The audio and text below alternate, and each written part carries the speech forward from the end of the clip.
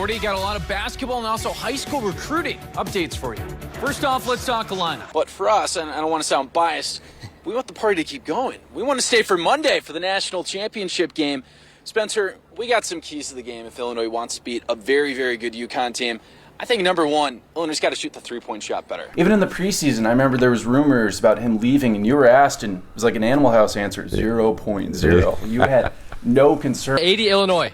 Don't you have class, my guy?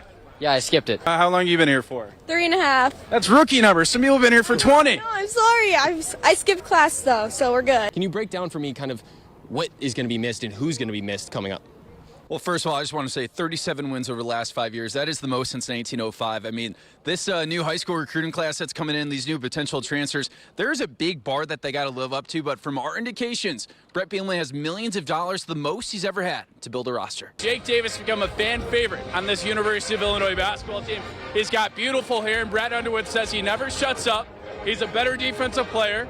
He wouldn't want to fight him in a parking lot. You know, during this local broadcast, I was checking my phone. I saw that Florida is going to the national championship. they got a 6-point lead over Houston. What do you guys think about that potential matchup? That's the thing. Like, Maryland is like the Ohio State of women's basketball. They're really good. So if Illinois can just come out and get off to that fast start, get up 20-6, 21-7, and I think the player to watch, I'm loving what Maddie Weber's doing, the Villanova transfer. She's always scoring double digits. Music still hits home, especially in Urbana-Champaign. Well, I've never performed with a 400-piece marching band, so that's going to be a rush. I appreciate it, guys. Let's beat USC tomorrow, huh? Yeah, come on. 1920s, the Chicago Bears were winning a lot of games, but the NFL was struggling. Pro football was really having trouble with getting fans to pay to come to games. Chicago Bears player, coach, and owner George Halas knew what to do. He needed Illinois' top player, Red Grange, to help save the league and attract fans to the games. Wants to bring back the Jake Davises, the Andrei Stojakovic's, the Merkovic's, the Ivisic twins, and try to get back to another Final Four next year.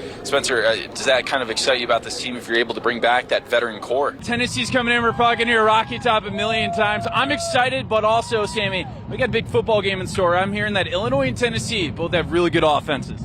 Ladies and gentlemen, the transfer portal's in full action, and Illinois got much-needed news on Sunday night. Illinois signed East Carolina quarterback Caden Hauser for the 2026 campaign, and likely finding their replacement for quarterback Luke Altmaier. Hauser has 1 year left of playing time, and last year he was pretty good. 19 passing touchdowns, 9 rushing touchdowns, and only 6 interceptions. But Illinois also lost some key players, including all-star kicker David Olano, leading touchdown receiver Justin Bowick, former 4-star tight end Cole Ruskin, one of their best defensive linemen, and Tomois George. And now we look at the upcoming schedule. They need Boswell back. They need Stojakovic back. When Boswell was on this team, it was a top 25 defense. Since he's been out, that defensive efficiency has dropped to number 52 in the country. We're speaking with the mayor of Arlington Heights. He is confident that the Chicago Bears will move to his city and reject Indiana.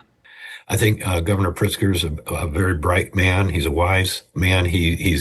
He's planning to run for president of the United States in a couple of years, and he needs to get this done and not lose the Bears for the state of Illinois. The Bears are facing an annual property tax bill of around $100 million.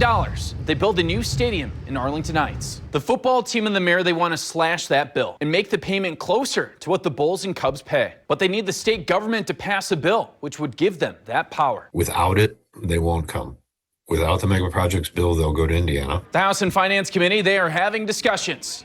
Some Chicago lawmakers who would prefer the Bears stay in the big city are now open to Arlington Heights. But we are moving with all deliberate speed. We're having real conversations. We've had great progress, and I choose to believe that in short order we will find a way to get to a package that works for all involved and all interested parties.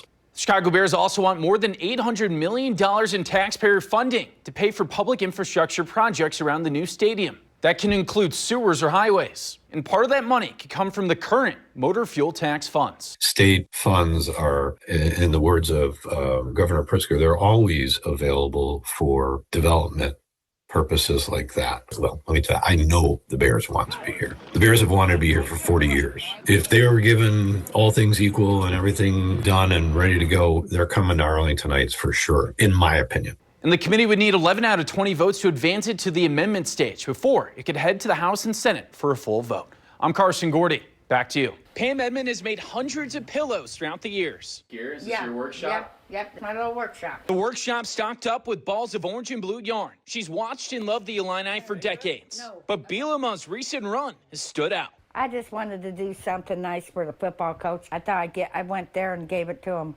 a couple days before they played their homecoming game, and I said I brought him a good luck pillow.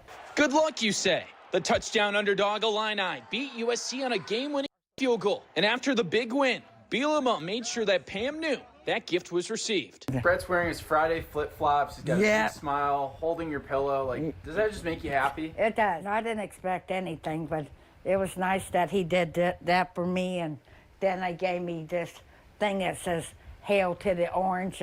Bielema's not the first pillow recipient. She's made one for Bruce Weber and donates dozens to charities, and has made other artwork, needlepoint artwork, and sent it over to Chatham, Illinois after the April crash. When she makes art, she remembers what her mother tells her. She says when I make signs and stuff like that, doing God's work, I just really enjoy doing things like that for people. And our Fox and ABC anchor Eliza Petrie, an Illinois alum, she said on air that she wanted one of those pillows.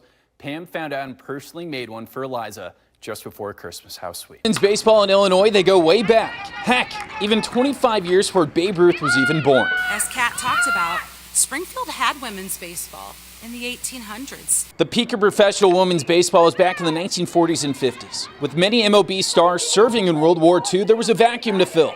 In 1943, Philip Wrigley, an executive of the Chicago Cubs, started the most famous pro-women's baseball league yet. Most of you have seen the movie A League of Their Own. League that, by the way, consisted of teams in Chicago, Rockford, and yes, Springfield, Illinois. The league was popular, but by 1954, it would shut down. Cat Williams used to play pickup baseball games, and she remembers going to the movie theater in 1992 to see A League of Their Own. It was a reminder of what wasn't possible anymore for many women. I laughed. I couldn't speak. I cried. It was a difficult place to be.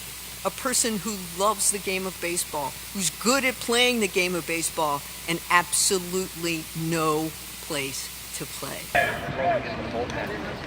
But the story is getting a new chapter, and even some parallels to that famous 1940s era.